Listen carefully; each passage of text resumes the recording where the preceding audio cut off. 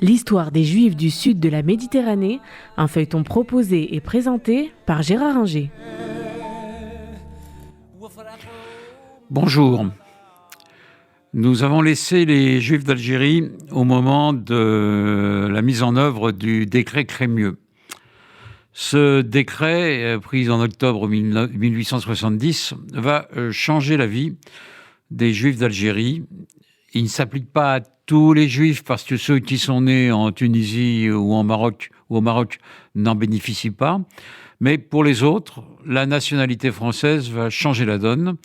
Ça signifie l'accès complet et ouvert à l'école laïque primaire et obligatoire qui se met en place à la fin des années 1870 et au début des années 1880, ce qui entraîne en fait l'absence d'école de l'Alliance israélite universelle, contrairement aux deux pays voisins.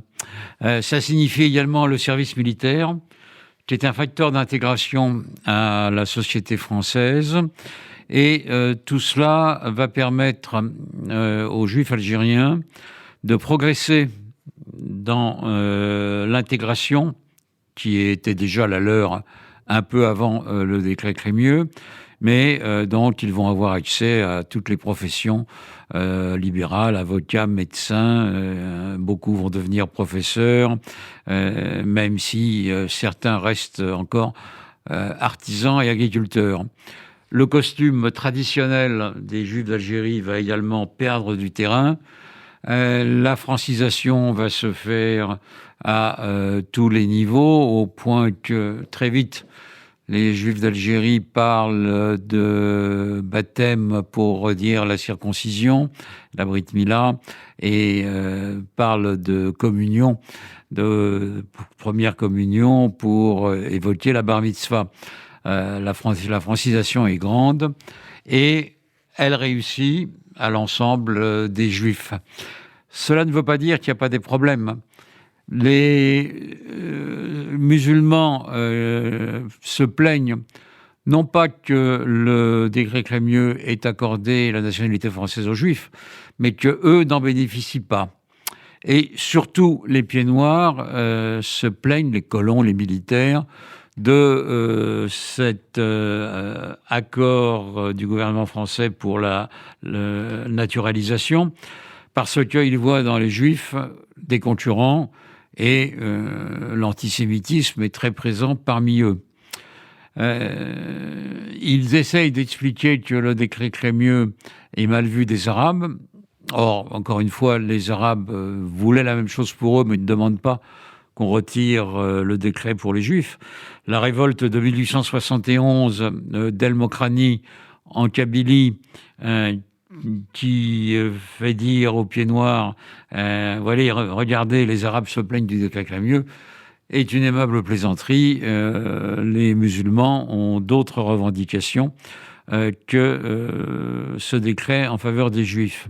En revanche, très vite, à partir des années 1880 et surtout à partir des années 1890, l'antisémitisme va grandir chez les Européens, notamment à l'occasion de l'affaire Dreyfus. On va voir apparaître en Algérie un véritable parti antisémite avec Max Régis, avec un maire d'Oran acquis aux thèses antisémites, Édouard Drummond, l'auteur de La France juive, va être élu également en Algérie. Il est clair que ce qu'on appelle, peut-être dès cette époque d'ailleurs, les pieds noirs, prennent position contre Dreyfus et contre les Juifs. C'est plus qu'un feu de paille, même si, naturellement, Dreyfus étant reconnu innocent, le mouvement va disparaître au début des années 1900. C'est plus qu'un feu de paille parce que ça montre un antisémitisme profond qu'on va voir réapparaître plus tard. Les Juifs continuent leur intégration dans les années 1900. En 1914, c'est la mobilisation. Les Juifs d'Algérie sont appelés, comme tous les Français, à servir sous les drapeaux, ce qu'ils font.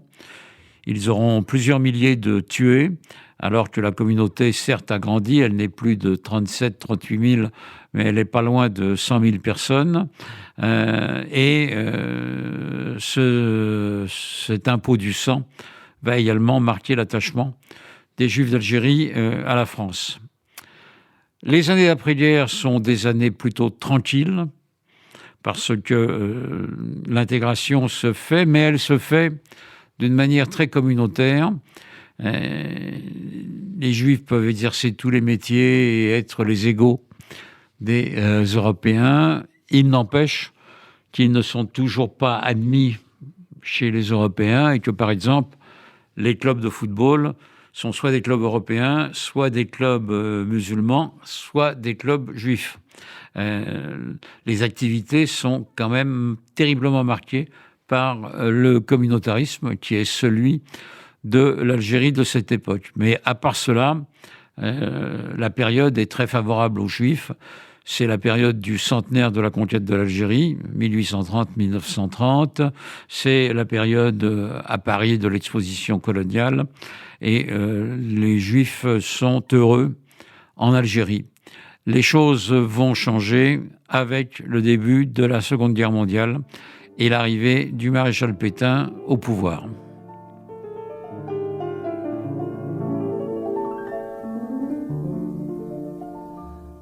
C'était l'histoire des Juifs du sud de la Méditerranée, un feuilleton proposé et présenté par Gérard Inger. وفرقهم طال على